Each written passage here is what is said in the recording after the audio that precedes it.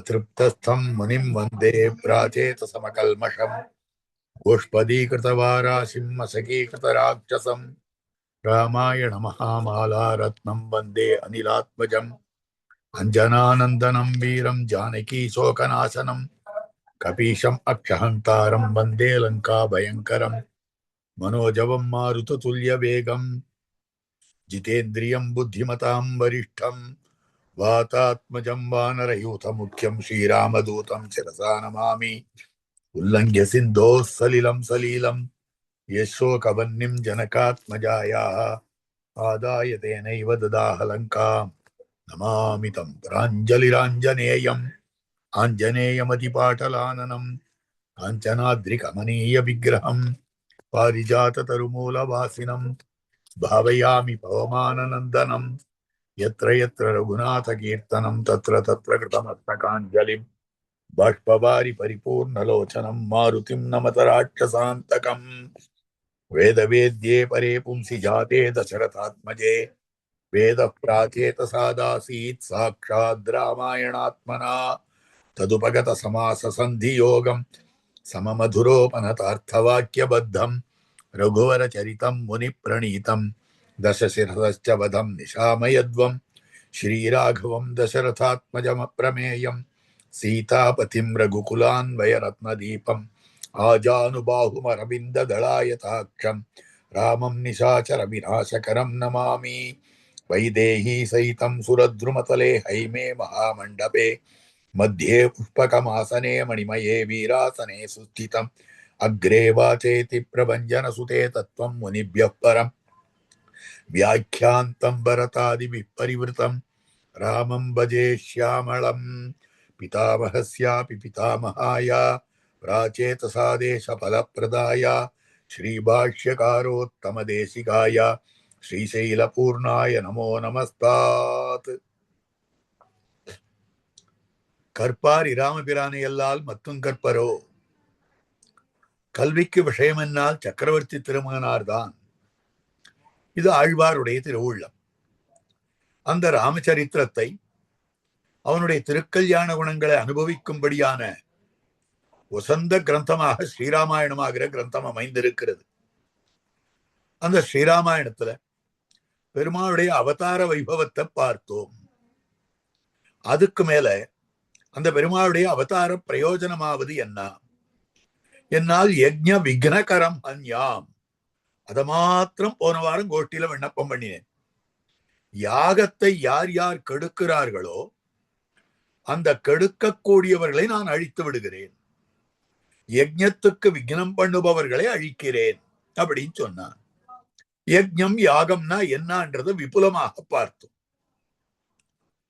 அப்படிப்பட்ட யாகத்தை ரட்சித்துக் கொள்ளுவதற்காகத்தான் விஸ்வாமித்திரர் தாம் வந்தார், தசரனுடைய சபைக்கு வந்தார். இதுல பார்க்க வேண்டும், விஸ்வாமித்திரர் அப்படின்னா எப்படி பிரிக்கணும்? இத விஸ்வ அமித்ர. விஸ்வனா லோகம்னு அர்த்தம், அமித்ர விஸ்வத்துக்கு விரோதியா இருக்கிறவர். மித்ரன்னா தோழன், அமித்ரன்னா விரோதின்னு அர்த்தம். ஆக விஸ்வத்துக்கு விரோதியாயிருக்கிறார். இல்லை இல்ல, விஸ்வாமித்திரர்னு சொன்னாலும் கூட விஸ்வமித்திரர்னு தான் அர்த்தம். நம்ம பெரியவர்கள் காட்டியிருக்கார்.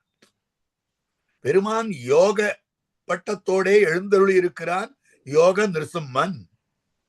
அதை யோகா நிருசிம்மர்னு சொல்றாளோ இல்லையோ, அந்த இடத்துல அநிருசிம்மன்னு அர்த்தம், நிருசிம்மன்னு தானே அர்த்தம். அதே மாதிரியாக இந்த இடத்துல விஸ்வமித்திரர். சரி, விஸ்வமித்திரர்னா லோகத்துக்கெல்லாம் தோழர். லோகத்துக்கெல்லாம் தோழர் கிடையாது, பெருமாளுக்கு தோழர்னு அர்த்தம். புரியலையே? சஹஸ்ரநாம அத்தியாயத்தினுடைய ஆரம்பத்திலேயே பெருமானுடைய முதல் திருநாமமாக விஸ்வம்னு ஆரம்பிக்கிறது. விஸ்வம் விஷ்ணுர் வஷட்காரோ பூத பவ்ய பவத் பிரபு. அப்ப பெருமாளுக்கு தோழராய் இருக்கவே தான் பெருமாளை கல்யாணம் பண்ணி வைக்கிறார். பெருமாளை சீதா விராட்டியோடு திருக்கல்யாணம் பண்ணி வைத்தவர் இந்த விஸ்வாமித்திரரானபடியாலே விஸ்வமித்திரர். விஸ்வசப்த வாச்சியனா இருக்கக்கூடிய பகவானுக்கு மித்திரராக யார் இருக்கிறாரோ அவர் விஸ்வமித்திரர். அப்படின்னு சொல்லப்படும்படியான அர்த்த விசேஷம் காட்டப்படுறது. அதனால அவர் வந்த பிரகரணமே ரொம்ப நல்ல பிரகரணமா இருக்கு. தேஷாம் தாரக்ரியாம் பிரதி என்ன தன்னுடைய குழந்தைகளுடைய கல்யாண வைபவத்தை பத்தி எப்படி நடத்துறதுன்றதா பேசிட்டு தான். இதெல்லாம் ஏற்கனவே பார்த்தோம். அந்த சமயத்துல வந்தார். வந்ததும் அவரை வரவேற்றார். சுவாகதம் சுவாகதம் சுஸ்வாகதம். என் மனிஷி பதாம் போஜ ரஜக்கண பவித்ரிதம் ததேவ பவனம் நோச்சேத்து பகாரஸ் தத்ர லுப்யதே. மகாத்மாக்களுடைய திருவடிகள் நாம இருக்கிற இடத்துல நம்முடைய பவனத்துல பட வேண்டும். நம்முடைய கிரகத்துல அவளுடைய திருவடி தாமரைகள் துகள் பட வேண்டும். நாதன நரசிங்கனை நவீன் நேத்துவார்கள் உழக்கிய பாததோழி படுதலால் இவ்வுலகம் பாக்கியம் செய்ததே. திருக்கோஷ்டியூருக்கு பாசுரம் பாடுறார். திருக்கோட்டியூர் நாதனை நரசிங்கனை, திருக்கோஷ்டியூர் எம்பெருமானை நவீன்று ஏத்துவார்கள் உழக்கிய பாததூளி படுதலால் அப்படின்னு அர்த்தம். அப்படி இல்லாமல் நரசிங்கனை நவீன்று ஏத்துவார்கள் உழக்கியா, கட்டிகாச்சல சிம்மனாய் அமைந்திருக்கக்கூடிய அந்த நரசிங்க பெருமானை நவீன்று ஏத்துபவர்களாக இருக்கக்கூடிய மகாத்மாக்கள் ஆச்சாரியர் வரியர்களாக எழுந்துள்ளி இருக்கிறார்கள். அந்த சோழசிம்மபுர ஆச்சாரிய சிரேஷ்டர்கள் நம்ம கிரகத்துக்கு வந்தார்களே ஆனால் இவ்வுலகம் பாக்கியம் செய்ததே அப்படின்னு அர்த்தம் எடுத்துக்கலாம். நிருசம்ம கைங்கரியம் பண்ணக்கூடியவர்கள் எழுந்துள்ளினார்களே ஆனால் நமக்கு இது பெரும் பாக்கியம். இப்ப இந்த இடத்துல சொல்லக்கூடிய வார்த்தை சாமான்யமாக சாதுக்கள் நம்முடைய இல்லத்துக்கு வந்தாரே, பாகவதோத்தமர்கள் எழுந்தருளினார்களே ஆனால் அவர்கள் எழுந்தருளின இடம் புனிதமாகிறது. அதனால அபாரமான சந்தோஷம். எவ்வளவு சந்தோஷம்னா யதா அமிர்தஸ்ய சம்பிராப்தி வால்மீகி பகவான் காட்டுறார். இவர் வந்த போது அமிர்தம் கிடைச்சால் எவ்வளவு சந்தோஷமோ அவ்வளவு சந்தோஷம் இருந்தது. அதாவது பாயசம் கிடைத்த காலத்துல எவ்வளவு சந்தோஷமோ அந்த சந்தோஷம். யதா வருஷம் அனூதகே. விஸ்வாமித்திரர் வந்த போது 12 வருஷ காலம் தன்னுடைய ராஜ்யத்துல மழையே இல்லை, ரோமபாதனுடைய ராஜ்யத்துல. அப்ப ரிஷியசிங்கர் வந்தார், மழை பெய்தது. அப்ப ரோமபாதனுக்கு எத்தனை சந்தோஷமோ அத்தனை சந்தோஷம் இப்ப விஸ்வாமித்திரர் வந்தது உடனேயே அற்புதமான சந்தோஷம் வந்தது தசரத சக்கரவர்த்திக்கு. யதா சதுர்ஷதாரேஷு புத்திர ஜன்மா பிரஜஸ்யச. தனக்கு தகுந்தவளான பத்தினியினிடத்திலே, சதுர்ஷதாரத்தினிடத்திலே ஒருத்தனுக்கு குழந்தை பிறந்ததேயானால், மகன் பிறந்தானேயானால் என்ன சந்தோஷம் இருக்குமோ அத்தனை சந்தோஷம் இவர் வந்த போது. அதாவது கௌசல்ய பிராட்டியினுடைய மணி வயிற்றிலே சக்கரவர்த்தி திருமகனார் அவதாரம் பண்ண போது தசரதன் என்ன சந்தோஷப்பட்டானோ, இறை தவிர்ந்துடுக அதெல்லாம் சொன்னேன். டாக்ஸ் ஃப்ரீயா நிறைய பண்ணினான். இருக்கிற இறைகள் அதாவது வரிகளை எல்லாம் ரத்து பண்ணி இருக்கிறான். எல்லா இடத்துலயும் வறியவர்கள் எல்லாம் கஜானாவை திறந்து போனோன்றதை எடுத்துட்டு போகட்டும். அதே மாதிரி ஒரு தேவதா சந்நிதியிலையும் விசேஷமான பூஜைகள் நடைபெற வேண்டும். எல்லாம் நடத்தியிருக்காங்க. அப்போ வந்த சந்தோஷம் இருக்கே, அந்த சந்தோஷம் இப்ப விஸ்வாமித்திரர் தாம் எழுந்துள்ள போது வந்ததாம். வந்து முனி எய்துதலின் மார்பின் அணி யாரம் அந்தர தலத்திரவி அஞ்ச ஒளி வீச கந்தமலரில் கடவுள் கண் வரவு காணும் இந்திரன் எனக்கடிது எழுந்து அடிபணிந்தார். வந்து முனி எய்துதலின் மார்பில் அணியாரம் அந்தர தலத்து இரவி அஞ்ச ஒளி வீச. அவன் மார்பில் இருக்கக்கூடிய ஆரமானது, அதுல இருக்கக்கூடிய பிரகாசமானது சூரியனையே நடுங்க பண்ணித்தான். ஐயோ இவ்வளவு ஒளியா நம்ம கிட்ட இல்லையே. அந்த மாதிரி பளபளான்னு இருக்கக்கூடிய திருவாபரணங்கள் சாத்திட்டு இருக்கான். அந்தர தலத்திரவி அஞ்ச ஒளி வீசா கந்தமலரில் கடவுள் தன் வரவு காணும் இந்திரன கடிது எழுந்தடி பணிந்தான். இந்திர சபைக்கு பிரம்மா எழுந்தொழினால் இந்திரன் எத்தனை வேகமாக ஓடிப்போய் நமஸ்கரிப்பானோ அந்த மாதிரி போனான். போய் அப்படியே வரவேற்று அவரை எழுந்தொழும் சொல்லி அவரை வரவேற்று இருக்கக்கூடிய நிலை. தேவரிற்கு என்ன வேணும்? ஒரு எக்ஸாஜரேஷன்னா இதை விட எக்ஸாஜரேஷன் இருக்க முடியாது. அந்த மாதிரி சொல்ற. காரணம் என்னன்னா, ஒருத்தொருத்தரை ஒரு ஒரு விதத்திலே வசப்படுத்த வேண்டும். ஒருத்தர் ஒவ்வொரு விதத்துல. யானையை வசப்படுத்தணும்னா அதை கொண்டாடணும், ஸ்தோத்திரம் பண்ணி ஸ்தோத்திரம் பண்ணி ஸ்தோத்திரம் பண்ணி யானையை வசப்படுத்தணும். கரடியை வசப்படுத்தணும்னா கண்ணாடியை காட்டி வசப்படுத்தணும். ஆச்சாரியர்களை வசப்படுத்த வேண்டும் என்னால் சுசூஷ பண்ணி வசப்படுத்த வேண்டும். ஒவ்வொருத்தரை வசப்படுத்துவதற்கு ஒரு ஒரு வழின்னு இருக்கு. அதே மாதிரி ராஜாக்களை வசப்படுத்த வேண்டும் என்றால் புகழ்ந்து வசப்படுத்த வேண்டும். ராஜாவோ நீதான் குபேரன்னு சொல்லணும், ஞானத்துல பிரகஸ்பதிக்கு சமானம் நீன்னு சொல்லணும். இப்படி எல்லாம் சொல்லி சொல்லி சொல்லி சொல்லி ராஜா நாம சொல்றத கேட்கும்படியா பண்ணணும். அந்த மாதிரி சொல்லிருக்கு. அப்போ இந்த விஸ்வாமித்திரர் எப்படிப்பட்ட வார்த்தை சொல்றாருன்னு கம்பர் சொல்றார் தெரியுமா? என்னன யமுனிவரரும் இமையவரும் இடையூர் என்றொன்றென்றால், என்ன போல ரிஷிகள் தேவர்கள் எங்களுக்கெல்லாம் ஒரு துக்கம்னு வந்ததுன்னா என்ன ஆகும் தெரியுமா? நாங்க எங்க போவோம்? எங்களுடைய துக்கத்தை போக்கிக் கொள்வதற்கு என் தப்போபலத்தாலும் நான் சாபம் கொடுத்துடலாம். 12 வருஷ காலம் உண்ணாது உறங்காது நான் பண்ற தபஸெல்லாம் ஒரு நிமிஷம் கால சாபத்துல போயிடும். நிறைமொழி மாந்தர் பெருமை நிலத்து மறைமொழி காட்டி விடும்னு சொல்லியிருக்கு. அவ ஒரு வார்த்தை கோபித்து சொன்னார்களே ஆனால் அது மறைமொழி காட்டிவிடும், அது பலிச்சிடும். அந்த விதத்துல சரிதான், இவருடைய தபசு போயிடுமே. விஸ்வாமித்திரருக்கு இப்படிதான தபஸெல்லாம் குறைஞ்சது. இவருடைய காமக்ரோதாதி வியாபாரத்தாலே தபஸெல்லாம் குறைந்தது. அந்த மாதிரி இருக்கக்கூடியதானபடியாலே நாங்கள்லாம் கொஞ்சத்துல கோபப்படக்கூடாது. அப்ப எங்களுக்கு துன்பம் வந்ததே ஆனால் இந்த துன்பத்தை நாங்களா போக்கிக்க முடியாது. நாங்க போற இடம் எது தெரியுமா? பன்னகமும் நகு வெள்ளி பனிவரையும். கைலாச பர்வதத்துக்கு போவோம். கைலாச பர்வதத்துல பரமசிவனார் இருக்கார், அவரிடத்துல போய் யாச்சிப்போம். பனிவரையும் பார்க்கடலும், திருப்பார்க்கடல் ஸ்ரீராப்திநாதன் அவனிடத்துல போய் யாச்சிப்போம். பதுமபீடத்தன் நகரும். பத்மபீடம் அதாவது தாமரையிலே உதித்தவனா இருக்கக்கூடிய பிரம்மா, இந்த பிரம்மாவனுடைய சத்தியலோகத்துல போய் கேட்போம். இந்த இடத்துல எல்லாம் காரியம் ஆகாது என்னால் பன்னகமும் நகுவெள்ளி பார்க்கடலும் பனிவரையும் பதுமபீட தன்னகரும். அடுத்தது கற்பக நாட்டணி நகர்.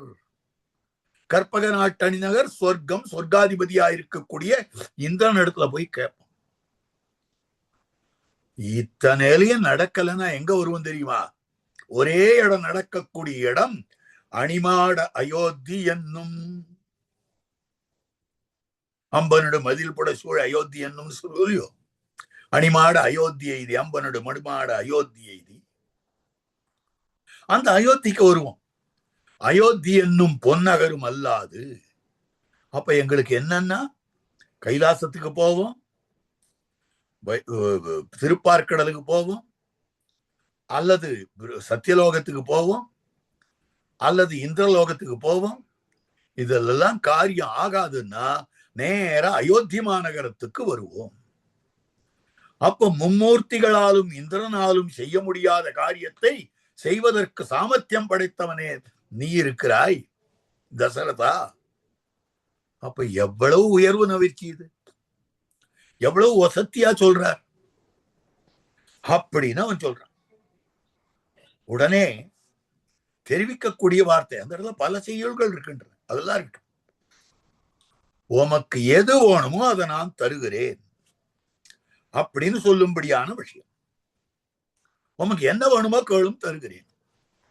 தசரதனிடத்துல இருக்கக்கூடிய ஒரு பலவீனம் இது, ஒரு வீக்னஸ். என்ன வீக்னஸ்னா, வாயை விட்டுடுவான் முதல்ல கொடுக்குறேன்னு விட்டு, அதுக்கப்புறம் சொல்லிட்டேனே அழுவான். இதுதான் இங்கேயும் நடந்திருக்கு. இதேதான் கைகைக்கு வரம் கொடுத்த விஷயத்திலையும் நடந்திருக்கு. ஆக முதல்ல கொடுக்குறேன்னு சொல்லிடுவான், அது மிடற்றுப்பிடி போலே வருகிற போது துக்கப்படுவான். அந்த மாதிரி இருக்கக்கூடியது. என்ன வேணும் கேட்கிறார்.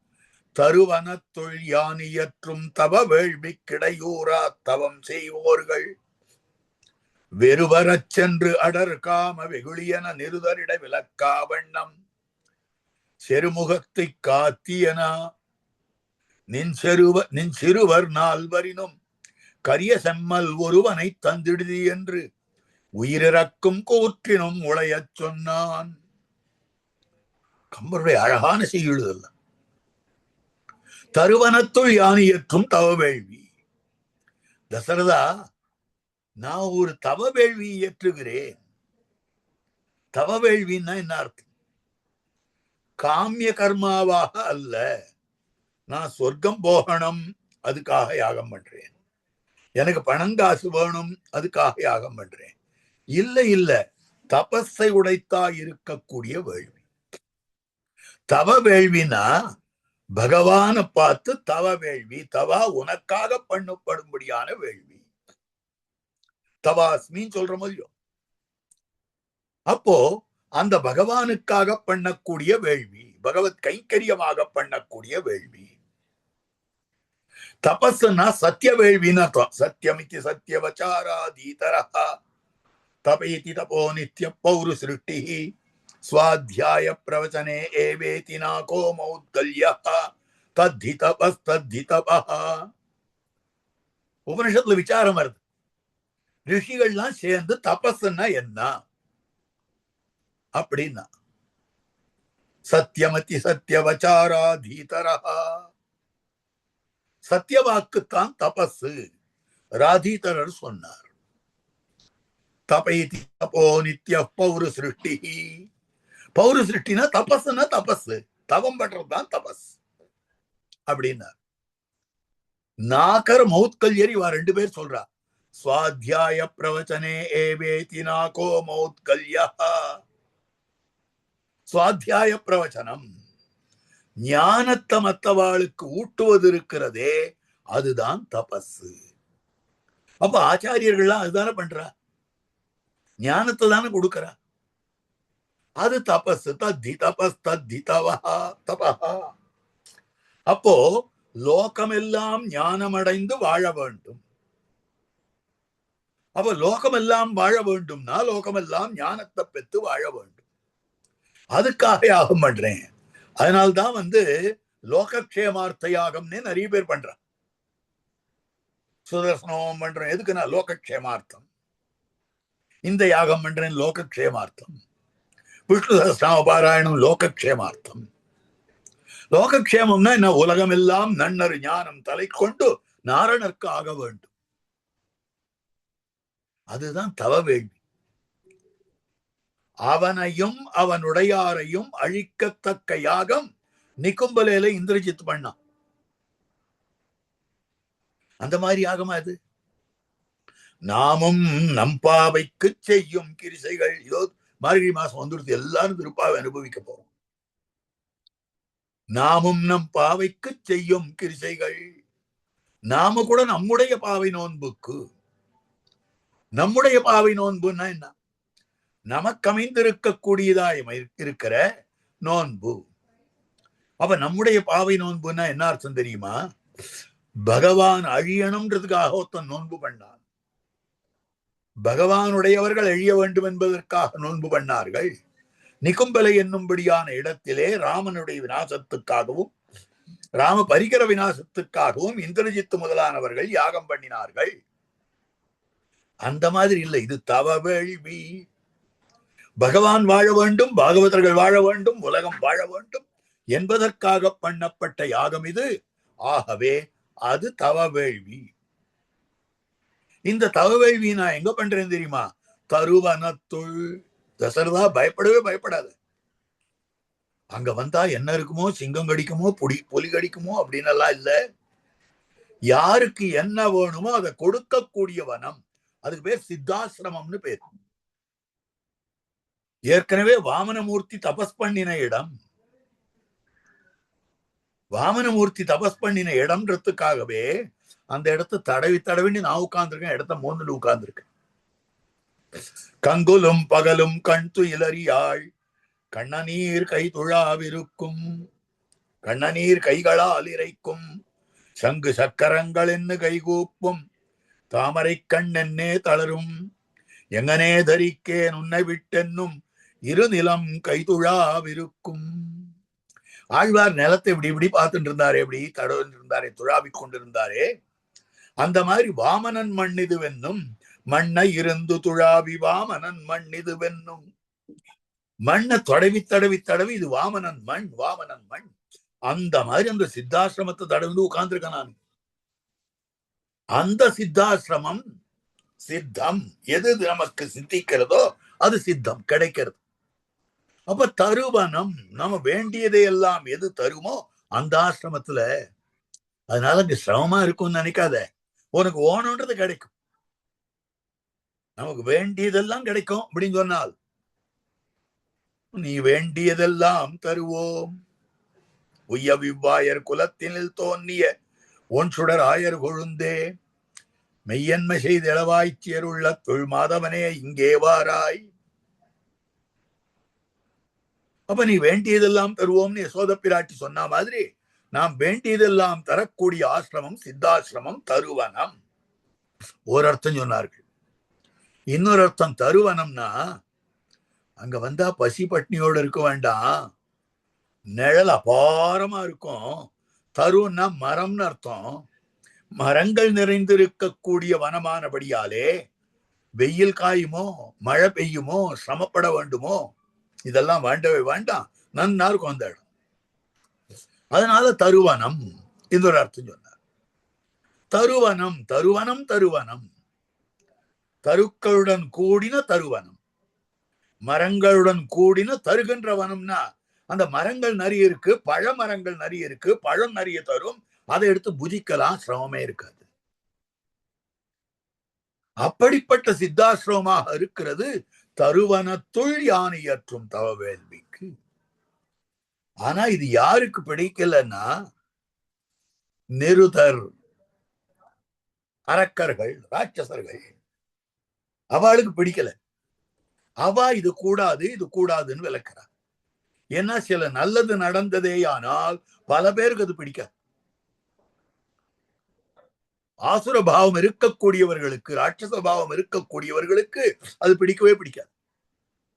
எப்படியாவது அதை கெடுத்துடணும். அவன் நல்லது பண்றானா அதை கெடுத்து, இவன் நல்லது பண்றானா இதை கெடுத்து. இவர் பண்ண மாட்டார். ஐயோ இது என்ன, என்னத்துக்கா இவ்வளவு செலவழிச்சு நீ பண்ற, நான் இதுல பாதி செலவுல பண்ணி கொடுத்துட்டேன்னு சொல்லிட்டு இவர் ஒரு வத்தி குச்சியை கீழ்ச்சி போட்டு போயிடுவார். அது வெடிச்சுட்டு இருக்கோங்க, எரிஞ்சுட்டு கிடக்கும். அதுக்கப்புறம் இவர் கண்ணிலே தெம்பிட மாட்டார்.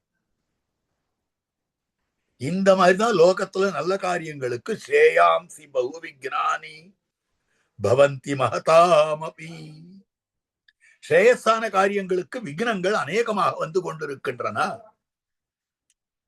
அநேக விக்னங்கள் வருது ஸ்ரேய காரியங்களுக்கு. அதைத்தான் இந்த இடத்துலயும் காட்டக்கூடிய விஷயமாக அமைந்திருக்கு. அப்ப இந்த இடத்துல இந்த நிருதர்கள் அவ விளக்கிறா. எப்படின்னாக்கா அவர்கள் வெறுவர தவம் செய்தோர்கள் வெறுவர சென்று அடர் காம வெகுளி. தவம் செய்பவர்கள், தபஸ்விகளாக இருக்கக்கூடியவர்கள் நடுநடுங்கும்படியாக நேர ஓடி வருது. எது வருதுன்னாக்கா காமமும் வெகுளியும். அவருடைய மனசுல காமம் வந்ததே ஆனால் தபஸ் போயிடுது. ஏற்கனவே சொல்லியிருக்கேன். கோபம் வந்ததே ஆனால் தபஸ் போயிடுறது. அது மாதிரியாக இந்த அசுர ராட்சசால் இதை விளக்கிறார். தபஸ்விகளுடைய தபஸை விளக்கக்கூடியது இந்த காமமும் வெகுளியும், இந்த காமமும் குரோதமும். யாகம் பண்ணுபவர்களுடைய யாகத்தை விளக்குவது அசுரர்களும் ராட்சசர்களும். காம வெகுளியன நிருதரிடை விளக்காவண்ணம்.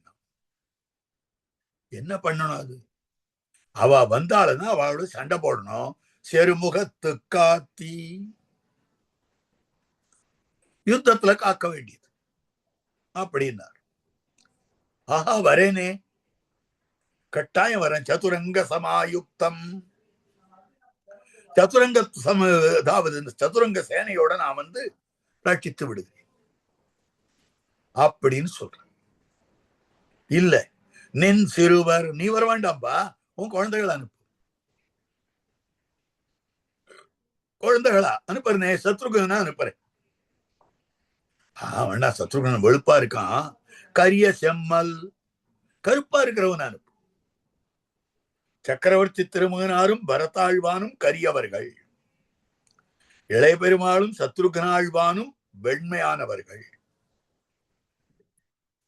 அப்ப பரதாழ்வான் அனுப்பிச்சுடுறேன் அப்படின்னா, கரிய செம்மல் ஒருவனை தந்திடுதி. ஒருவன் அத்விதீயன் அர்த்தம், தன்னிகரற்றவன். எவ்வளவு வேதாந்த ஞானம் இருந்தா ஒருவன் சொல்லியிருப்பார் விஸ்வாமித்திரர். வேதாந்தம் சொல்றது ஏகோஹவை நாராயண ஆசீத் ந பிரம்மானே சானஹா திவ்யா தேவஹா ஏகஹா நாராயணஹா ஏஷ சர்வபூதாந்தராத்மா அபகதபாத்மா திவ்யா தேவஹா ஏகஹா. ஒருவன், ஒருவன்னா தன்னிகரற்றவன் அர்த்தம், ஒத்தன் யாரோ ஒத்தன் அர்த்தம் இல்ல. ஒருவன்னா தன்னிகரற்றவன், அவனுக்கு சமானமானவா யாருமே கிடையாது, அவனைத்தான் ஒருவன் சொல்லணும். அதத்தான் வேதாந்தம் காட்டுகிறது. ஒருவன் ஏகா ஏகோஹவை நாராயண ஆசீத். ஒண்ணுமே இல்ல, இந்த பிரபஞ்சமே இல்ல, அந்த காலத்துல ஒத்தந்தான் இருந்தான். அந்த ஒருவன் ஆறு அப்படின்னா வேதாந்தத்தை ஆராய்ஞ்சு ஆராய்ஞ்சு பார்க்கிறார். பெரிய சாமானிய விசேஷ நியாயம்னு பேருது. வேதாந்தத்தை ஆராய்ஞ்சு ஆராய்ஞ்சு பார்க்கிறார். ஒன்னே ஒண்ணு இருந்ததுன்னா முதல்ல வந்து அது வஸ்து சதேவ சோம்ய இதமக்ர ஆசீத், சத்து மட்டுமே முதலில் இருந்தது அப்படின்னார். ஆஹா, ஒண்ணுமே இல்ல, சூன்யம் இல்ல, ஏதோ ஒண்ணு இருந்தது. நன்னா தெரியுது, ஏதோ ஒன்னே ஒண்ணு இருந்தது அப்படின்னு தெரியுது. அந்த ஒண்ணுத்துக்கு அறிவு இருக்கா இல்லையா தெரியாது போச்சு. ஆத்மாவா இதமேவ அக்ர ஆசீத், அறிவு இருக்கிறது தான், அது ஆத்மா மட்டுமே இருந்ததுன்னு சொல்றது. ஆத்மானா அறிவு இருக்கிற வஸ்து தானே, அதனால அறிவோடு இருந்தது. சரி, அதுக்கு பேர் இல்லையா அப்படின்னா ஒரு இடத்துல போய் பார்த்தா சிவயேவ கேவலஹா ந சச்ச ந அசச்ச சிவயேவ கேவலஹா, சத்தும் இல்லை அசத்தும் இல்லை, சிவனே இருந்தார், அவர் தான் இருந்தார் நினைச்சுட்டு இருந்தார். அப்புறம் இன்னும் 4 பக்கம் புரட்டி பார்த்தா அங்க என்ன வருதுன்னா ஹிரண்ய கர்ப்ப சமவர்த்ததாக்ரே, ஹிரண்ய கர்ப்பன் மட்டுமே இருந்தான். ஹிரண்ய கர்ப்பன்னா பிரம்மாவுக்கு பேர். நான்முக பிரம்மா மட்டுமே இருந்தார். இப்ப வந்து அசத்துன்ற நிலையிலிருந்து இருக்கிற பொருள்னு வந்தது, இருக்கிற பொருளுக்கு அறிவுண்டுன்னு வந்தது, அறிவுள்ள பொருள்லயே விசேஷ அறிவு பெற்ற பரமசிவனார்னு வந்தது, அந்த பரமசிவனாரோட வேறுபட்டவராய் இருக்கக்கூடிய இன்னும் அறிவு பெற்றவராய் இருக்கக்கூடிய பிரம்மான்னு வந்தது. அதோட கூட இன்னும் அறிவு பெற்றவராய் இருக்கக்கூடிய ஏகோஹவை நாராயண ஆசீத். இது முடிஞ்சு போச்சு. இப்போ எப்படி நம்ம நிர்ணயம் பண்ணலாம்னா, பிரம்மா இருந்தார், பரமசிவனார் இருந்தார், நாராயணன் இருந்தார், இவ 3 பேரும் இருந்தா. ஒண்ணுமே இல்லாத போது இவ 3 பேரும் இருந்தா. அப்ப சிருஷ்டிகர்த்தாக்களா இருக்கக்கூடிய காரண வஸ்துக்கள் இவ 3 பேரும். ஏன்னா வேதாந்த சாஸ்திரத்துல என்ன காட்டியிருக்குன்னா, கஷ்டத்யேயா, யாரை உபாசிக்க வேண்டும், யாரை வழிபட வேண்டும், யாராலே நன்மைகளை அடையலாம் அப்படின்னு கேட்டா காரணம் துத்தியேயா, இந்த பிரபஞ்சம் எவனிடமிருந்து வந்ததோ அவனைத்தான் தியானம் பண்ணணும். எவனால பிரபஞ்சம் காப்பாற்றப்படுறதோ அவனை தியானம் பண்ணணும். எவனிடத்திலே இந்த உலகம் எல்லாம் லயமடைகிறதோ அவனை தியானம் பண்ணணும். யதோ வா இமானி பூதானி ஜாயந்தே ஏன ஜாதானி ஜீவந்தி யத் பிரயந்தி அபிசம்விசந்தி தத் விஜிக்ஞாசஸ்வா தத் பிரம்மேதி. எதோவா இமானி பூதானி ஜாயந்தே, எதனிடமிருந்து இதெல்லாம் வந்ததோ, ஏன ஜாத்தானி ஜீவந்தி, எவனாலே இதெல்லாம் வாழ்கின்றனவோ, எத் பிரயந்தி அபிசம்பிசந்தி, யாரிடத்திலே இதெல்லாம் லயமடைகிறதோ, தத் தத் விஜிக்ஞாசஸ்வா தத் பிரம்மேதி, அதனை பிரம்மம் என்று அறிவாயாக. இது உபனிஷத் சொல்றது, ஆச்சாரியும் சொல்லி கொடுத்துட்டார். அப்ப பிரம்மம்னா இப்படிதான் இருக்கும். அப்ப சிருஷ்டிக்கிறவர் பிரம்மா தானே, அவர் பிரம்மம். ரட்சிக்கிறவர் விஷ்ணு தானே, அவர் பிரம்மம். லயமடைய செய்கிறவர் அவர் பரமசிவனார், அவர் ஒரு பிரம்மம். அதனால 3 பிரம்மத்தை வச்சுள்ளான். வச்சுன்னா நமக்குள்ள சண்டையே கிடையாது. சைவ வைஷ்ணவ சண்டை இங்க இருக்கும். சைவன வைஷ்ணவனு சண்டை போட்டுனா இல்லவே இல்லை, ஒரு நாள் சண்டை போட மாட்டேன். உன் தெய்வமும் பிரம்மம், என் தெய்வமும் பிரம்மம். உன் தெய்வமும் பரம்பொருள், என் தெய்வமும் பரம்பொருள். இப்படி இருந்தா ஒத்துமை ஆயிடுவோமே. நாம ஒத்துமை ஆயிடுவோம், அந்த தெய்வம் ஒன்னோட ஒண்ணு சண்டை போட்டுக்கும். புரியலையே சுவாமி அப்படின்னு. ஒரு நிறுவனம்னா அதுக்கு சேர்மன் ஒருத்தர் தான் இருக்க முடியும், பல சேர்மன் இருக்க முடியாது. இந்த பிரபஞ்சம்ன்ற நிறுவனத்துக்கு ஒருத்தர் தான் சேர்மனா இருக்க முடியும். 3 பேரையும் சேர்மனா வச்சிருவோங்களா? டைரக்டர்ஸா எத்தனை பேர் வேணாலும் இருந்துட்டு போட்டு, சேர்மன் ஒருத்தர் தானே இருக்கணும். அப்போ 3 பேரையும் நீங்க சேர்மனா போட்டுருங்க, 3 பேரையும் பரம்பொருளா வச்சிருங்க. என்ன ஆகும்னா, இன்னி தினத்துல இந்த ஸ்ரீராமாயண உபன்யாசம் 7 இருந்து 8 வரைக்கும் தேவராஜனால நடைபெற வேண்டும்னு ஒரு பிரம்ம சங்கல்பிக்கிறதுன்னு வச்சுக்கோங்க. இன்னொரு பிரம்மம் இல்ல அது நாளைக்கு நடக்கணும் அப்படின்னு சங்கல்பிக்கிறதுன்னு வச்சுக்கோங்க. அப்ப இந்த 2 சங்கல்பத்துல ஏதோ ஒண்ணுதான் சரிப்பட்டு வரும், ஏதோ ஒண்ணுதான் சரியா. அப்போ ஒரு பிரம்மத்தினுடைய வார்த்தையானது பழுதுபட்டு விடுகிறது. ஒரு பிரம்மத்தினுடைய வார்த்தை, ஒரு பிரம்மத்தினுடைய சங்கல்பம் பழுதாகி விடுகிறது. அப்படி பழுதாகி விட்டதேயானால் அது பிரம்மமே இல்லையே. அதை போய் எப்படி பிரம்மம்னு சொல்றது? ஒரு நாளும் பிரம்மம்னு சொல்ல முடியாது. அப்ப அந்த பிரம்மங்கள் ஒன்னோட ஒண்ணு சண்டை போட்டுக்க முடியும். இன்னைக்குதான் உபன்யாசம் நடக்கணும், நாளைக்குதான் நடக்கணும், இந்த மாதிரி ஒரு ஆக்ஷன்லயும் சண்டை வருமா? வராது. அப்ப நமக்குள்ள பக்தர்களுக்குள்ள சண்டை வராது, பகவானுக்குள்ள சண்டை வந்து. இதுக்கு பேர் ஆக்ஞாபங்கம். வேதாந்தம் சொல்றது ஆக்ஞாபங்கம். ஒரு பிரம்மத்தினுடைய ஆணையானது பங்கப்பட்டு விடும். எப்ப ஆணையானது பங்கப்படுறதோ அது பிரம்மம்னு ஏன் ஒத்துக்கிறோங்கோ? அதனால ஒன்னே ஒண்ணுதான் ஒத்துக்கணும். இல்லையே 3 வாக்கியங்கள்ல 3 விதமா சொல்லியிருக்க வேதாந்தம். ஒண்ணுத்துல பரமசிவன் சொல்றது, ஒண்ணுத்துல பிரம்மான்னு சொல்றது, ஒண்ணுத்துல விஷ்ணுன்னு சொல்றது, நாராயணன் சொல்றது. எப்படி வச்சுப்போங்க அப்படின்னா, பரமசிவனார் மட்டுமே இருந்தார்ன்ற இடத்துல கமா போட்டு என்ன சொல்றதுன்னா, சத்துவம் இல்லை, அசத்துவம் இல்லை. சத்துனா ஆத்மா, அசத்துனாக்கா அச்சேதனம். சேத்தனாச்சேதனங்கள் இல்லாத காலத்துல பரமசிவனார் இருந்தார். அதுக்கு முன்னால இருந்தவர் ஹிரண்யகர்ப்ப சமவர்த்ததாக்ரே. ஹிரண்யகர்ப்பன் முதல்ல இருந்தார் அப்படின்னு சொல்ற. ஆனா நாராயணன் இருந்தார்னு சொல்ற இடத்துல வேதாந்த வாக்கியம் ஒரு கமா போட்டுட்டு மேற்கொண்டு எழுதுறது என்னன்னா, ஏகோஹவை நாராயண ஆசீத், நாராயணன் மட்டுமே இருந்தான். ந பிரம்மா நேசானஹா, பிரம்மாவும் இல்லை, ஈசானனும் இல்லை. பிரம்மாவும் இல்லை, பரமசிவனாரும் இல்லை. ஒண்ணுமே இல்லாத போது பரமசிவனார் இருந்தார், ஒண்ணுமே இல்லாத போது பிரம்மா இருந்தார். அந்த பிரம்மாவும் பரமசிவனாரும் இல்லாத போதும் நாராயணன் இருந்தார். இப்ப எல்லா வாக்கியமும் சரியா போயிடுது பாருங்க.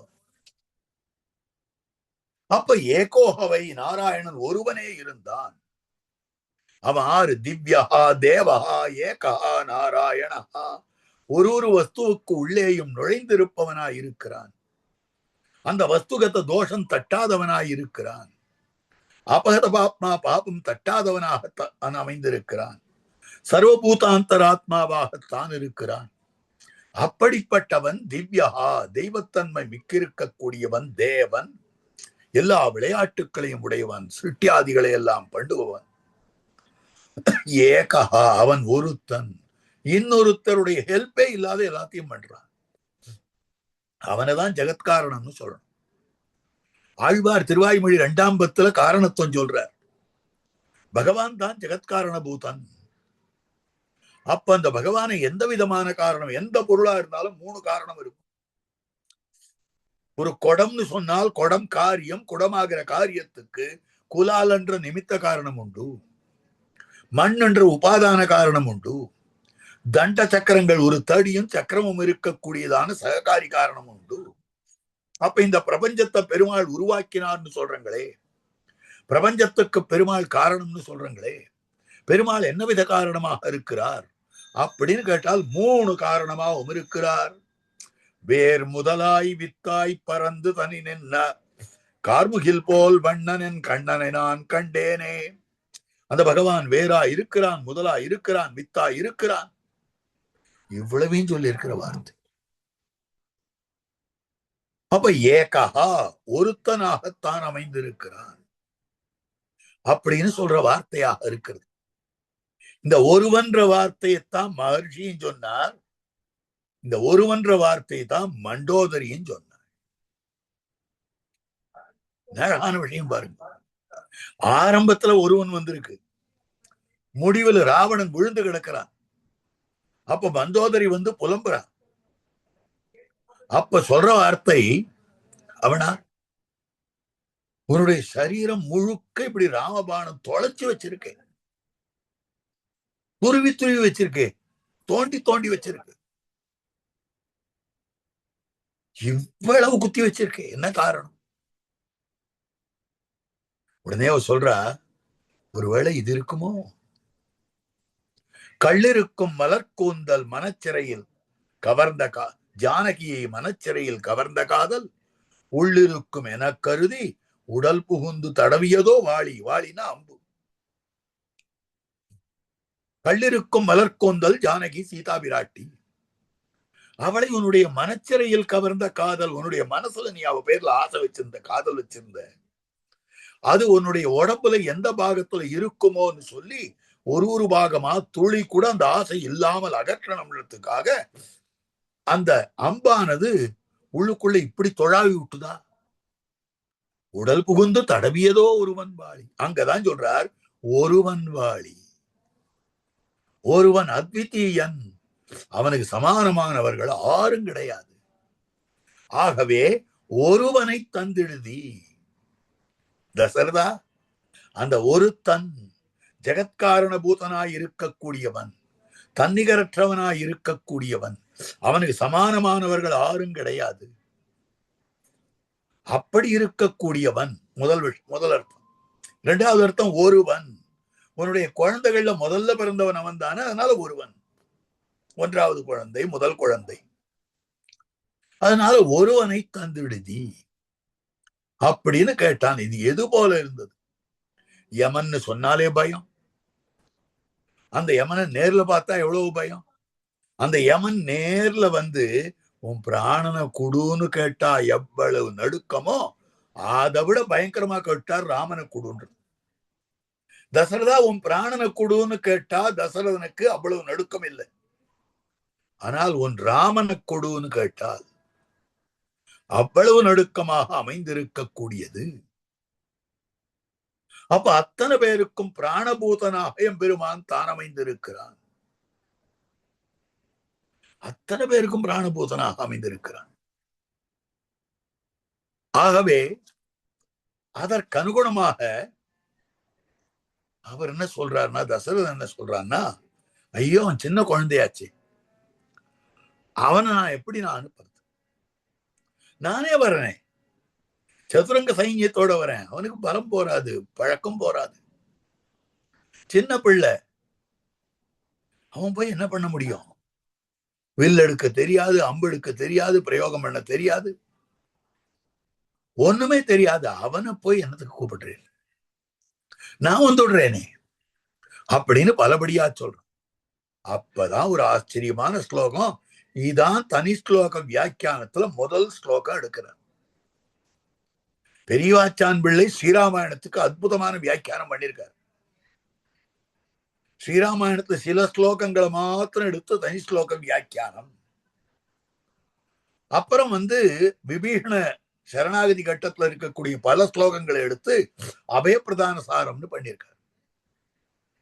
அந்த தனி ஸ்லோகம்னு சொல்லி சில ஸ்லோகங்கள் எடுத்திருந்தாலும் சம்பிரதாயத்தினுடைய வேதாந்தத்தினுடைய சாரார்த்தம் என்னென்ன உண்டோ அத்தனையும் கொற்றார். அதுல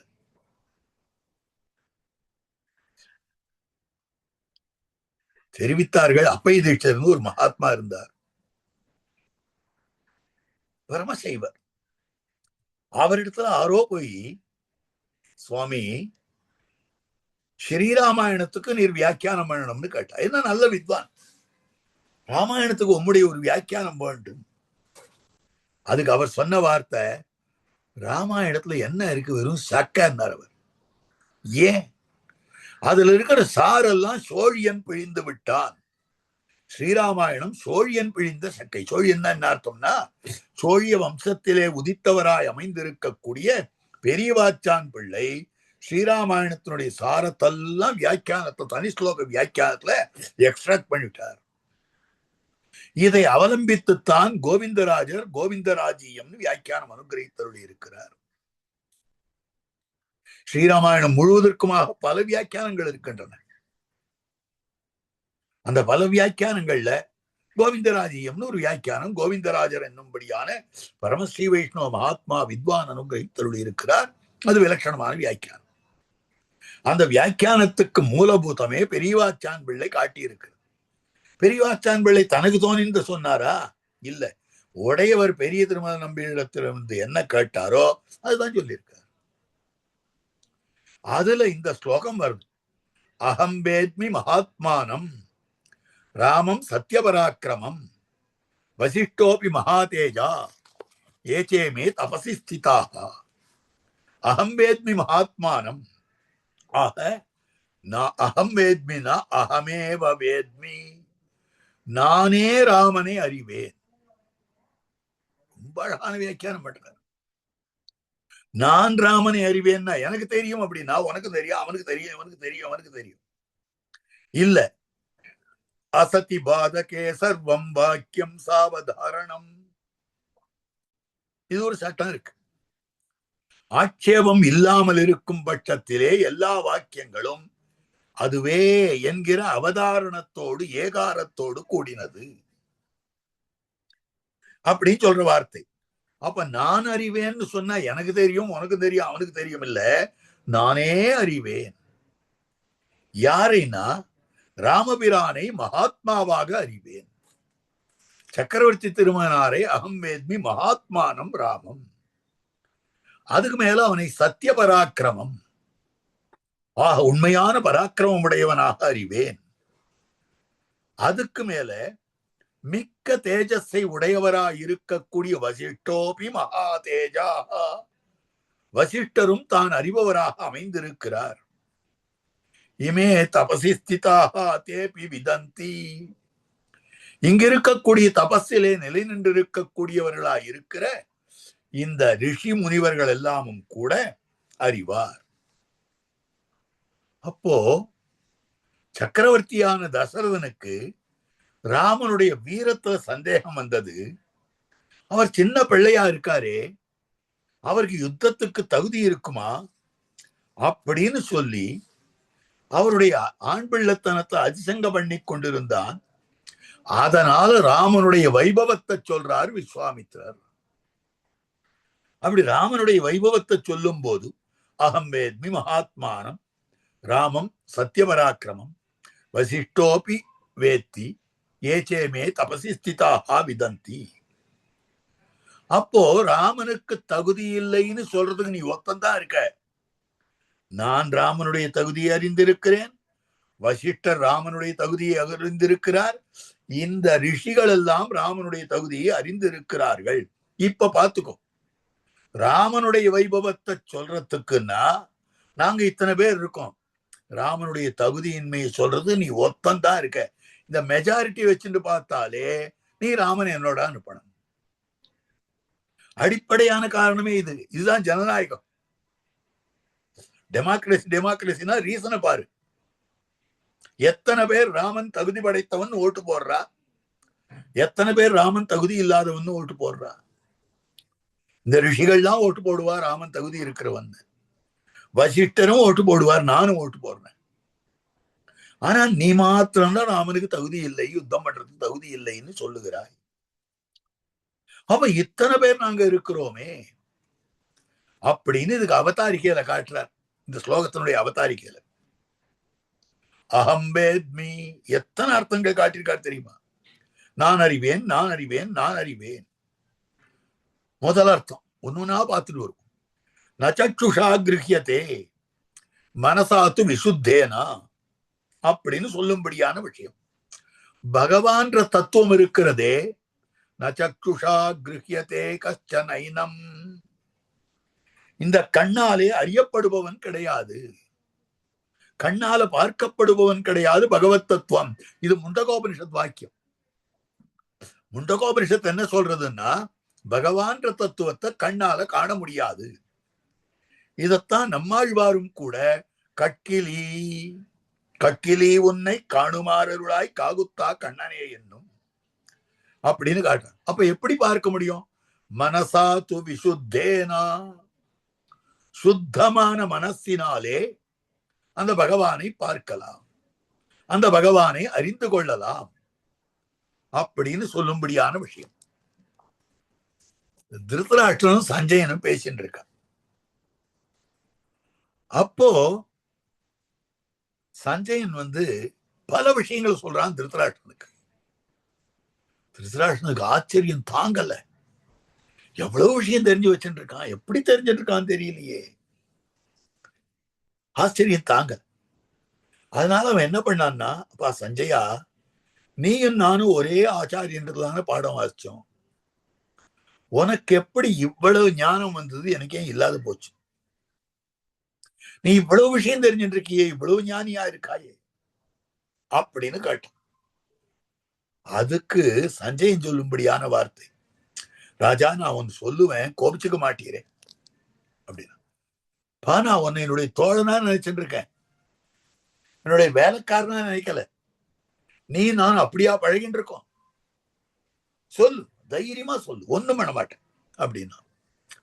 அடுத்த க்ஷணம் மாயாம் ந சேவே, ராஜா எனக்கு கபடம் கிடையாது, எனக்கு மனசுல கபடம் கிடையாதுன்னா. அடுத்த க்ஷணத்துல திருதராஷ்டிரனுக்கு கோபம் வந்துடுது. ஆஹா, என்ன நீ கபடம் இருக்கிறவன் சொல்றியா? 2 பேர் ஒன்னா வந்துட்டு இருக்கா, இவர் ரொம்ப நல்லவர் அப்படின்னு ஒருத்தரை காமிச்சோம்னா இன்னொரு அர்த்தம் என்ன தெரியுமா?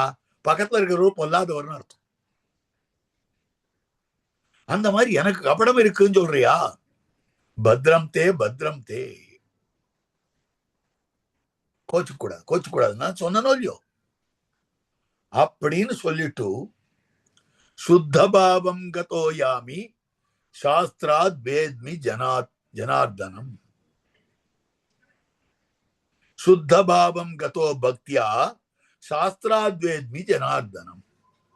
சுத்த பாவத்தோடு இருந்து கொண்டு பக்தியோடு சாஸ்திரத்தை பார்த்து நான் ஜனார்தனனை தெரிந்து கொண்டேன், பகவானை தெரிந்து கொண்டேன்.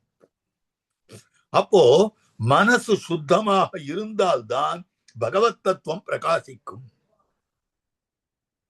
நபத்னாதி ரதிம் ஹம்சஹா கதாபி கர்தமாம்பசி, நபத்னாதி ரதிம் ஹம்சஹா. ஒரு வசந்த ராஜஹம்சமா இருக்கக்கூடிய அன்னம் இருக்கிறது, அன்னப்பறவை, அது துர்கந்தம் இருக்கக்கூடிய அழுக்கடைஞ்ச ஜலத்துல இருக்காது. அந்த மாதிரி அழுக்கான ஹிருதயத்துக்கு எம்பெருமான் புலப்பட மாட்டான். அப்ப சுத்த பாவத்தோட அமைந்து இருக்க வேண்டும். அதனால நச்சுஷா கிரகியதே மனசாத்து விசுத்தேனா, என்னேனும் கட்கண்ணால் காணாத அவ்வுருவை நெஞ்சென்னும் உட்கண்ணேல் காணும் உணர்ந்து. இது பாசுரம் அமைந்திருக்கக்கூடியது பெரிய திருவந்தாதி பாசுரம், ஆழ்வாருடைய பாசுரம். என்னேனும் கட்கண்ணால் காணாத அவ்வுருவை இந்த கண்ணால காண முடியாதுதான உரு. நெஞ்சென்னும் சுத்தமான மனசாலே அந்த உருவை பார்க்கலாம் அப்படின்னு சொல்லும்படியான அந்த உருவாக அமைந்திருக்கக்கூடியது. அதனால நீ மாம்ச சக்ஷுசாலே பார்க்கிறாய், உனக்கு தெரியாது. நான் யோக சக்ஷுசாலே பார்க்கிறேன், எனக்கு தெரியும். இப்ப இந்த இடத்துல வார்த்தை எப்படி இருக்குன்னா, அகம்பேத்மி, எனக்கு தெரியும் அப்படின்னா தசரதா உனக்கு தெரியாதுன்ற அர்த்தம். கொஞ்சம் முன்னால சொன்னது இல்லையா, 2 பேர் போச்சே, ஒருத்தர் நல்லவர்னா இன்னொருத்தர் கெட்டவர்னு அர்த்தம், பொல்லாதவர்னு அர்த்தம். எனக்கு கபடம் கிடையாதுன்னா உனக்கு கபடம் இருக்குன்னு அர்த்தம் கூட இருக்குன்னு. அந்த மாதிரி அகம்பேத்மி, நான் அறிவேன். இந்த ராமன் என்கிற தத்துவத்தை நான் அறிவேன் நான் அறிவேன்னு சொன்னா தசரதா நீ அறிய மாட்டாய். எப்படிப்பட்ட நான் அறிவேன் என்னால் உட்கண்ணால் சுத்தமான மனதாலே பார்க்கும்படியான நான் அறிவேன், வெளிக்கண்ணாலே புறக்கண்ணாலே பார்க்கக்கூடிய நீ ராமபிரானுடைய உண்மையான வைபவத்தை தெரிந்து கொள்ள மாட்டாய் அப்படின்னு சொல்லக்கூடிய வார்த்தையாக முதல் அமைந்திருக்கு. இது முதல் அர்த்தம் காட்டப்படுகிறது. அடுத்தது அகம்பேத்மி, நான் அறிவேன். எப்படிப்பட்ட நான் அறிவேன் தெரியுமா? ஞான விருத்தா மயா ராஜன் பஹவா பரியுபாசிதாக. எத்தனை ஆச்சாரியர்களை நான் உபாசனம் பண்ணிருக்கேன் தெரியுமா? எத்தனை ஆச்சாரியர்கள் ஞான விருத்தாக, அறிவிலே சிறந்தவர்களாக இருக்கக்கூடியவர்கள், அறிவிலே முதிர்ந்தவர்களாக இருக்கக்கூடியவர்கள், அறிவு முதிர்ந்தவர்களாக இருக்கக்கூடியவர்கள், ஞான விருத்தாக பகவஹா பரியுபாசிதாக. பல பேரை நான் முழுவதுமாக உபாசித்தேன், முழுவதுமாக வணங்கி இருக்கிறேன். அப்ப ஆச்சாரியர்களை சேவித்த நான் தெரிஞ்சுப்பேனே ஒழிய, நீ சிம்மாசனத்துல உட்கார்ந்து கொண்டிருக்கிறாய், உன்னை ஊர்ல இருக்கிறவங்க சேவிச்சுட்டு போறான். ஆச்சாரியால் காலில் நான் விழுந்தேன், உன் காலில் ஊரெல்லாம் விழணும். அப்ப நாட்டாராலே சேவிக்கப்படும்படியான உனக்கு தெரியுமா? அந்த ராம தத்துவத்தை, பகவத் தத்துவத்தை தெரிந்து கொள்ள முடியுமா? அகம்பேத்மி, நான் அறிந்து கொண்டிருக்கிறேன். அகம்பேத்மி, புல்லும் கையுமான நான் அறிவேன், வில்லும் கையுமான நீ அறிய மாட்டேன். என் கையில என்ன இருக்கு பத்தியா? தர்ப புல்ல கோத்துன்னு இருக்க. எப்போ அனுஷ்டானம், எப்போ பிராணாயாமம் பண்றது, திரும்பி தர்பத்தை கட்டி வச்சுட்டு காதுல வச்சுட்டு ஆச்சமனம் பண்றது, திரும்பி தர்பத்தை கோத்துண்டு யாகம் பண்றது, ஹோமம் பண்றது, இதே காரியமா இருக்கு. அப்ப நான் புல்லும் கையுமாக இருக்கிறேன், நீ வில்லும் கையுமாக இருக்கிறாய். குசதர்பதராஹா, சாஸ்திரம் காட்டுறது. குசதர்பதராஹா, கையில தர்பத்தை வைத்துக் கொண்டிருக்கக்கூடியவன், கையிலே குசத்தையும் தர்பத்தையும் தரிக்கக்கூடியவர்கள் அப்படின்னு சொல்லி, என்று புல்லும் கையுமான நான் அறிவேன், வில்லும் கையுமான நீ அறியாய். அகம்பேத்மி காட்டின. அடுத்தது அகம்பேத்மி, தலையும் சடையுமான. என் தலையை பாரு, நன்ன அழகா வாரி பின்னிக்கணும்னு நினைச்சிட்டு இருக்கனா? அது நிறைய எண்ணெய் சேர்த்துக்கணும், நிறைய பலவிதமான வாசன திரவியங்களை சேர்த்துக்கணும், குழல் மைவண்ணன் அருங்குஞ்சி குழல் பின் தாழான்னு இருக்கணும். இல்ல, சடையும் தலையுமா நான் இருக்கேன். ஆனா நீ தலையில எப்பேற்பட்ட கிரீடம் வச்சுட்டு இருக்க? முடியும் தலையுமான நீ அறியாய். ஆக தலையும் முடியுமாக இருக்கக்கூடிய உனக்கு தெரியாது. அகம்பேத்மி, நான் அறிவேன். எனக்கும் உனக்கு இருக்கிற விஷயத்தை பாரு. நான் சாத்விகன். சாத்விகனா இருக்கக்கூடியவனுடைய மனசு அமைதியா இருக்கும். ராஜசனா இருக்கக்கூடிய மனசு துடிச்சுட்டே இருக்கும். தாமசனா இருக்கிற மனசு சோம்பலா இருக்கும். இந்த 3 பேருக்கும் இருக்க குணம் பகவத்கீதையில அற்புதமா காட்டுறார் கண்ணன். ரஜோ ராகாத்மகம் வித்தி திருஷ்ணா சங்க சமுத்பவம். ரஜோகுணம் என்ன பண்ணும் தெரியுமா? நமக்கு மனசுல ஆசையை உண்டு பண்ணும். ரஜோ ராகாத்மகம் வித்தி திருஷ்ணா, வேட்கை, இது கிடைக்கணும் அது கிடைக்கணும் அது கிடைக்கணும், ஒரு பேராசையை உண்டு பண்ணும். சங்க சமுத்பவம், இது வேணும் அது வேணும் அதோட சேரணும், இதை கட்டாயம் இது வாங்கிக்கணும், கட்டாயம் அதை வாங்கிக்கணும், இதெல்லாம் ரஜோகுண காரியம். நித்ராலஸ்ய பிரமாதாதி, தூக்கம், சோம்பேறித்தனம், தப்பு தப்பா காரியங்களை பண்றது, இதெல்லாம் தமோகுண காரியம். சத்வகுண நிஷ்டைன்றது எதுலையும் தவறவே தவறாது. எது எது எந்தெந்த காலத்துல பண்ணப்பட வேண்டுமோ அந்தந்த காலத்துல அதை சரியா பண்ணக்கூடியது. இது சத்துவகுணம் உடம்புல இருந்தா. அப்ப நான் சாத்விக பிரகிருதிப்பா, நீ ராஜச பிரகிருதி. அதனால ராஜச பிரகிருத்தியான உனக்கு தெரியாது, சாத்விக பிரகிருத்தியான எனக்கு தெரியும். அகம்பேத்மி, நான் எங்க இருந்தேன் தெரியுமா? நீச்ச சையாசனம் சாஸ்ய நித்யம் சியாத் குரு சந்நிதௌ. மகாத்மாக்கள், பெரியவர்கள், ஆச்சாரியர்கள் இவர்கள் எழுந்தருள் இருக்கிற இடத்துல எப்படி இருக்குன்னு தெரியுமா? நீச்ச சையாசனம் சாஸ்யா, படுக்க தாழ்ந்த படுக்கையா இருக்கணும். ஆச்சாரியன் உயர்ந்த கட்டில சயனித்துக் கொண்டிருக்கிறார்னால் மெத்தென்ற பஞ்சசயனத்தில் மேலேறின்னு அவர் சயனிச்சுக்கணும். நாமெல்லாம் தரையில படுத்துக்கணும். சிஷ்யாள்லாம் ஆச்சாரியன் தரையில படுக்க விட்டு நாங்க கட்டில படுத்துக்கிறேன்னா அது அபச்சாரம். அதே மாதிரி ஆச்சாரியனுக்கு வசந்த ஆசனம், சிஷ்யன் தரையில உட்கார்ந்துருக்கணும். அப்போ ஆச்சாரியர்களுடைய ஆசனத்தின் கீழே உட்கார்ந்து கேட்டிருக்கிற எனக்கு தெரியும். மகான் சிம்ஹாசனே பிரபு, சிம்மாசனே பிரபு. ராஜான்னா எப்படி இருப்பான்? சிம்மாசனத்துல பெருசா வசந்த ஆசனத்துல. நீங்க ராஜாக்களுடைய சித்திரங்கள் எல்லாம் பார்த்தா கூட தெரியும். ராஜசபை வசந்த ஆசனம் இருக்கும், 10 படிக்கட்டு இருக்கும், அதுக்கு மேல உட்கார்ந்துருப்பார் அந்த ராஜா. நீ ஆசனத்து மேல உட்கார்ந்துருக்கப்பா, உனக்கு தெரியாது. ஆச்சாரியாருடைய ஆசனத்துக்கு கீழே கொக்கு வாயும் படுகண்ணியும் போல நம்முடைய ஆச்சாரியர்கள் காட்டுவார்கள். ஆச்சாரியனுடைய திருவடிவாரங்களுக்கு நேரம் நம்ம தலை நிக்கணும். அவர் வசந்த ஆசனத்துல எழுந்தருளி இருப்பார், நம்ம கீழே அப்படி இருக்கணும். பார்க்கச்சே எப்படி இருக்கணும்னா, கொக்குவாயும் படுகண்ணியும் போலே. கொக்கிவாய், இந்த நெக்லஸ் போட்டுக்கிற அழுதிய கழுத்துல, அதுல ஒரு பக்கம் வட்டமா ரிங் இருக்கும், இன்னொரு பக்கம் ஒரு கொக்கி இருக்கும். அந்த ரிங் இருக்கு, அதுக்கு படுகண்ணின்னு பேரு. இந்த இது இருக்கு, அதுக்கு கொக்குன்னு பேரு, வளையத்துக்கு. அது ரெண்டும் போட்டு இப்படி கழுத்துல போடப்பட்டு விட்டதே ஆனால் ஒன்னு விட்டு ஒண்ணு விலகாது, இறுக்கமா இருக்கும். அதுதான் கொக்குவாயும் படுகண்ணியும் போலே. அந்த மாதிரி எங்க ஆச்சாரியாருடைய திருவடியும் என் கழுத்துல இருக்கும். அப்ப ஆச்சாரியனுடைய ஆசனத்துக்கு கீழே உட்கார்ந்து இருக்கிற எனக்கு தெரியும்.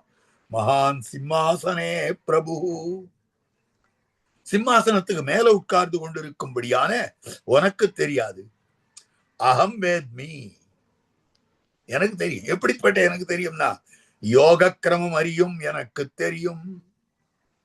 யோக கிரமத்தை கத்துண்டு நான் பார்த்த வஸ்துவை, நான் தெரிஞ்சின்ற வஸ்துவை, போக கிரமம் உனக்கு அனுபவத்துக்கு, இந்த காலத்துல இந்த பழம் கிடைக்கும், இந்த காலத்துல இந்த துணி போட்டுனா நல்லா இருக்கும், இந்த காலத்துல இந்த மாதிரி இடத்துல இருந்தா காத்து வரும், இந்த காலத்துல காத்து அடிக்காது குளிர் எடுக்காது இருக்கணும்னா இதை போத்துக்கணும், இந்த போகம் எல்லாம் உனக்கு தெரியும்.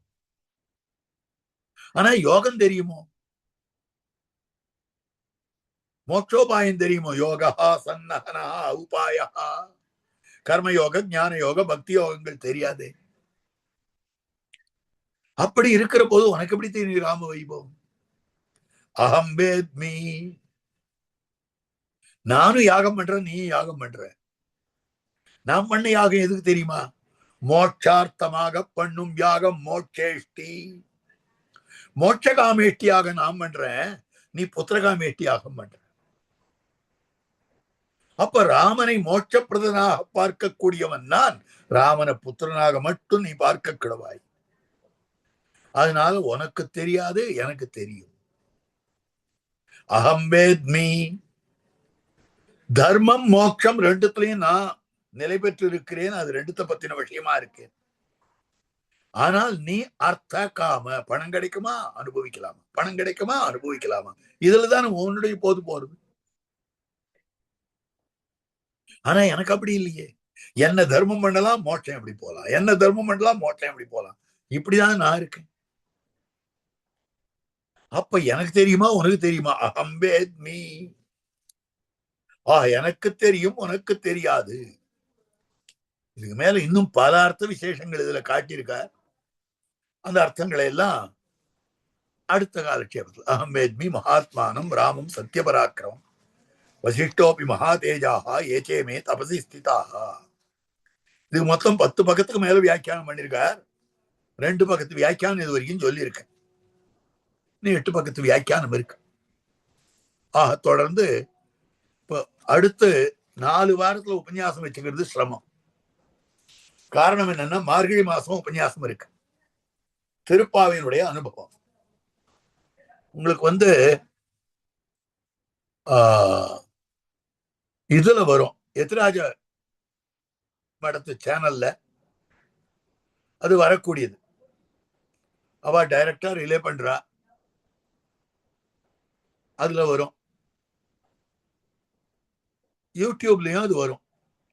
காலை வேளையில திருப்பாவை 6000 படி வியாக்கியானம் அது விண்ணப்பம் பண்றேன். பங்கி சேவிச்சு அழகிய மணவாள பெருமாள் நாயனாருடைய வியாக்கியானம் கார்த்தால 7:30 9:30 வரைக்கும். அதுக்கப்புறம் அந்த பாசுரத்தினுடைய அர்த்தத்தையே சுவாபதேசார்த்தம் அது இது எல்லாமே சேர்த்து சாயங்கால வேளையில 6:30 8 வரைக்கும் உபன்யாசமா சொல்லுவேன். அது காலக்ஷேபம் இல்லை. பங்கி சேவிச்சு சொல்ல மாட்டேன், உபன்யாசமா சொல்லுவேன். அந்த மாதிரி அமைஞ்சிருக்கு. இது 2 விதமாக அடியேன் விண்ணப்பம் பண்ண வேண்டும் என்று ஸ்ரீமத் வேதமார்க்க பிரதிஷ்டாபனாச்சாரிய உபய வேதாந்தாச்சாரி ஸ்ரீமத் பரமம்ச பரிவராஜாதிகாச்சாரியரான யதுகிரி யதிராஜ நாராயண ராமானுஜிய சுவாமியுடைய நியமனம். அந்த நியமனத்தை அவலம்பித்து கால வேளையில காலக்ஷேபமும் சாயங்கால வேளையில உபன்யாசமுமாக அமைந்திருக்கும். அதனால ஞாயிற்றுக்கிழமைகள்லையும் அது அமைந்திருக்கிறபடியாலே அது நிறுத்திட்டு வர முடியாது. இல்லைன்னா வேற சமயத்துல வச்சுக்கிறதும் எல்லாருக்கும் சௌகரியப்படாது. அதனால அடுத்த 4 வாரங்களுக்கு மார்கழி மாசம் பூர்த்தியாகிற வரைக்கும் உபன்யாசம் இல்லை. அதனால தை மாசம் சங்கராந்திக்கு பிறகு உபன்யாசம் தொடங்குவோம். இதனுடைய அகம்பேத்மின்ற ஸ்லோகத்தினுடைய அர்த்தத்தையே மேற்கொண்டு என்னென்ன இருக்கோ அதையெல்லாம் பார்ப்போம். கோஷ்டியார் எல்லோரும் எழுந்துள்ள வேணும்னு பிரார்த்திக்கிறேன். இப்ப ஏதாவது சந்தேகம் இருந்தா கேட்கலாம்.